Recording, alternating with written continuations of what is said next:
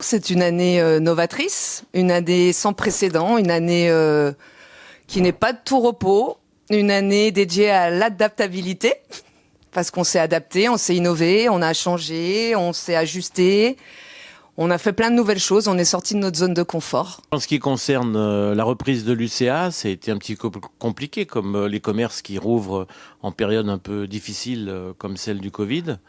L'ancienne équipe a essayé de faire son maximum. Elle était peut-être aussi un petit peu à bout de souffle, mais on peut pas leur jeter la pierre, hein. Ils ont fait quelques années au sein des commerçants. Vous savez, il n'y a rien de plus difficile que de faire fédérer des commerçants qui sont des indépendants.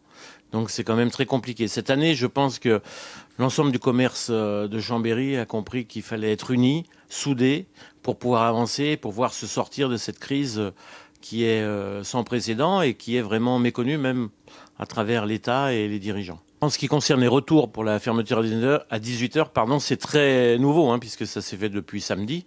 Le peu de retours qu'on a un peu sur les réseaux des commerçants qui adhèrent à l'union commerciale, c'est que les magasins fermeront effectivement à 18h. Il y aura une dérogation pour le personnel qui puisse rentrer chez lui, qu'il ait le temps de rentrer chez lui sans prendre une amende.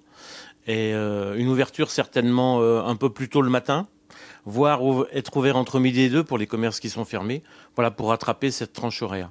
Julie me disait que la fermeture à 18h faisait perdre à peu près 20% des chiffres d'affaires des commerces de proximité, donc c'est quand même relativement important.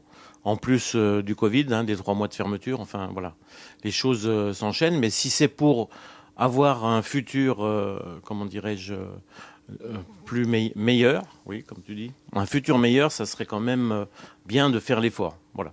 Le décalage des soldes, je ne sais pas s'il est judicieux, mais il est plutôt, c'est plutôt une question sanitaire. C'est après les fêtes de Noël pour éviter que les gens se regroupent dans les commerces. Donc, je pense qu'ils ont été décalés plus pour le sanitaire que pour l'économie.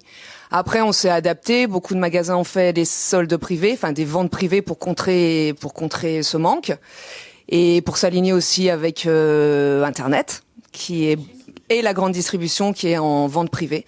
Donc, on s'est à peu près pour la première fois tous alignés et on est en vente privée quasi tous les commerces.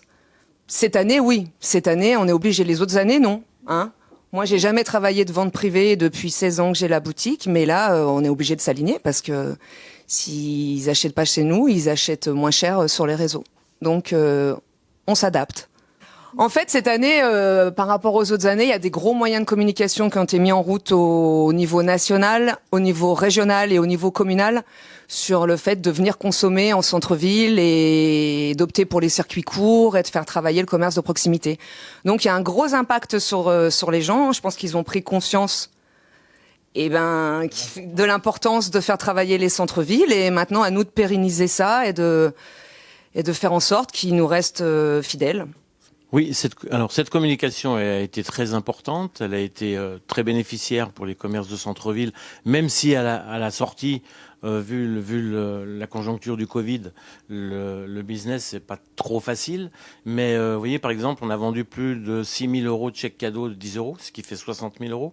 Donc ça montre bien que les gens étaient très sensibles au commerce de proximité, c'est leur ville. Les commerces font partie intégrante de la ville. La vie de la ville, c'est le commerce, c'est les bars, les restaurants, voilà.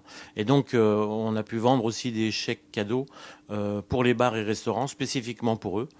On a vendu plus de 1000. Donc, on peut quand même le noter, c'est quand même bien. Il faut quand même rester positif. On s'est créé un moral d'acier, donc on est plus fort. Et puis, on peut rajouter aussi ensemble. Voilà, c'est pour ça qu'on veut vraiment fédérer tout le monde, les artisans, les commerçants. Et moi, j'ai vraiment une pensée spéciale pour les professions libérales. Je lance presque un appel où je pense qu'il faut qu'ils nous rejoignent parce que leur patientèle, surtout le monde médical, leur patientèle, c'est notre clientèle avant tout. Donc vraiment, je le dis, il faut qu'on fédère tous ensemble. Profession libérale, architectes, comptables, artisans, les artisans aussi, oui, mais en profession libérale, toute la communauté médicale doit nous rejoindre. Ce sera tous ensemble.